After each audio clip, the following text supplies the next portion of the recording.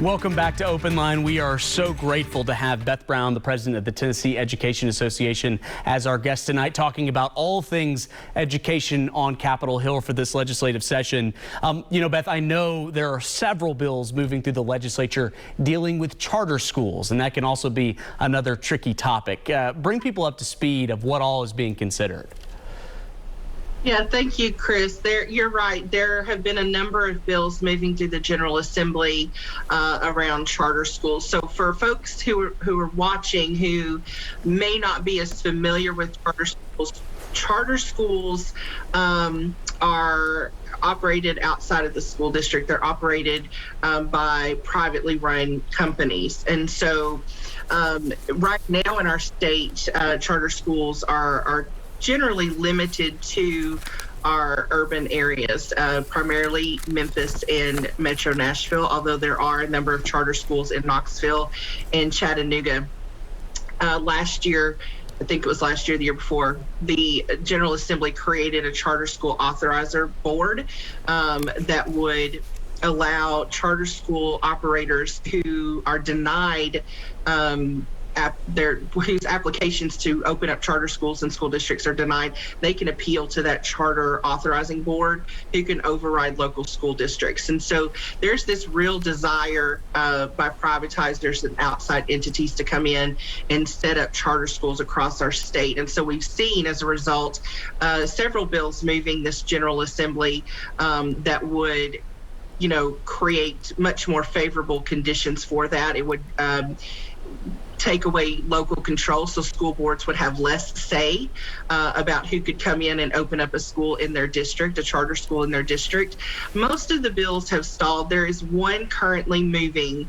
It was heard in a House subcommittee yesterday and will be revisited next week, that would allow charter schools or charter operators to come in, and if there's a school a district-owned school building that's underutilized or less than 50% vacant, then the charter schools would have the right of first refusal to purchase that. So it's a real land grab attempt by charter authorizers and school privatizers. But the bigger issue around charter schools is this attempt to bypass locally elected school boards. TEA is a strong proponent of local control.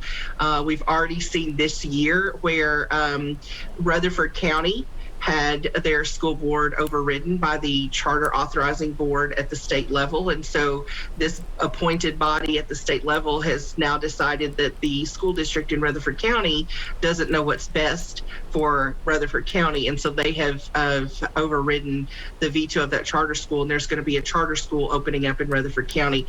That is not something that the Tennessee Education Association supports. We believe that local school boards know best for their communities, and they should have the final authority. Beth, inevitably, I'm sure we have some parents that may be watching tonight, and I know the term school choice has become very much in political circles, but there are probably parents out there that say, hey, I'd like some options for my child, in the place that I live. Is there a way to kind of, have a harmonious, I don't know the best term to use for it, but obviously there are a lot of stark opinions on the effectiveness and the benefit of charter schools. Just curious, from your position of, is there a point where, local school boards and charter schools can find that common ground? And does this bill impact that at all? I'm not sure that, I'll start at the end. I'm not sure that the bill impacts that. However, what I will say about charter schools is this. Public tax dollars should go to public schools. And if public tax dollars are going to charter schools, then charter schools need to be held to the same standards and have the same accountability that public schools that are operated by our locally elected school boards are held to.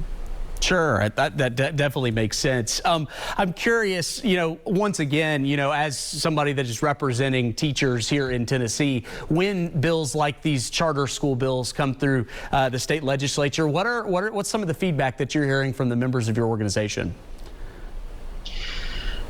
Well, first of all, I would say that our organization doesn't just represent teachers. We also include education support professionals, which includes bus drivers, cafeteria workers, secretaries, speech language pathologists, school nurses, administrators, superintendents. So when I'm speaking on behalf of educators, we represent all educators who belong to our organization, and they're all welcome.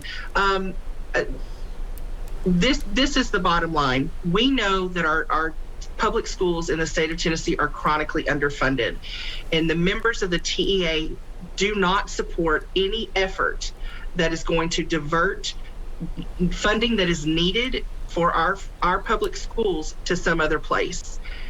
We have the money in our state to do a much better job of investing in our public schools. Our students deserve it, our communities deserve it, our parents deserve it, and educators deserve it. And that's what we're hearing from educators all across the state. Let's not take away funding that should be going to our public schools and diverting it somewhere else. Something just kind of follow up on the bill you were talking about of how, if there's an underutilized building that a charter school could have first right of refusal. I'm curious, is there a certain instance that this bill was directly geared towards of a charter school hoping to do that in Tennessee? Or do you think that this may be in the mind of some members of the legislature, a move that a charter school would like to do if there's a district that kind of fits that situation? I'm not aware of any particular situation currently. It would definitely create an avenue for folks who are wanting to come in and open up charter schools to come in and take property. And here's another piece of that bill that I know that a representative from Metro Nashville raised yesterday in committee that was a concern for him. It wasn't Metro Nashville, it was another district, but he said, there's currently an empty school building in his district where they're building another building. It has a lot of, I think he said, asbestos damage. And the way that the bill currently reads, the charter operator could come in, buy it at a very cheap rate, below market value, and then the local school district would be on the hook. Or if they leased it from the local school district would be on the hook for all of the repairs. And so that's definitely problematic for local districts and taxpayers in those communities. Beth, earlier in our conversation, you alluded to the fact, and it is certainly, we've done lots of reporting on it, there is certainly a teacher fatigue aspect just coming off the heels of a very severe pandemic and everything else that's been going on. Do you feel like the state legislature has taken a serious look at how can continue to make sure that the teaching staffing is up there, is up to adequate levels, and can take a load off of some of these teachers that have just come through a really difficult period with the pandemic? Yeah, so the state definitely acknowledges that we are facing a critical educator shortage, and that about 50% of our current educators don't know if they're going to be teaching in the next 3 years. That is an alarming statistic.